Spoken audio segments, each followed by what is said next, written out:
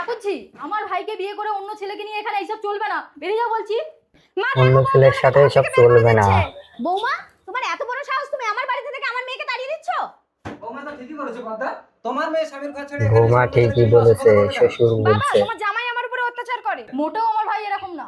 বাবা, আমার থেকে আমার স্বামীকে তুমি ভালো চেনো দেখছি। বিয়ের আগে কি ওর সাথে তোমার লাইন ছিল নাকি? না, মনে হয় আমার ভাই বিয়ের আগে মুখ লাইন সামনে ছিল কথা বলবে। নাকি? বলেনি তোমার এত বড় সাহস, তুমি আমার সামনে আমার সবাই বোনকে চর হাত তুলো? মারছে। বেরিয়ে যাও আমার ঘর থেকে।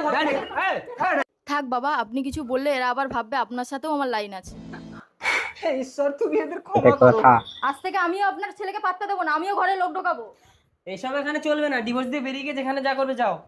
তাহলে তোমার বোনকে আমাকে ডিভোর্স দিতে বলো। তোমাকে কখনো ডিভোর্সও দেবো না, বিয়েও করতে দেবো না। ডিভোর্সও দেবে না, বিয়েও করতে দেবে না। হ্যাঁ ব্যানার্জি বাবু, নতুন আইন বার হয়েছে।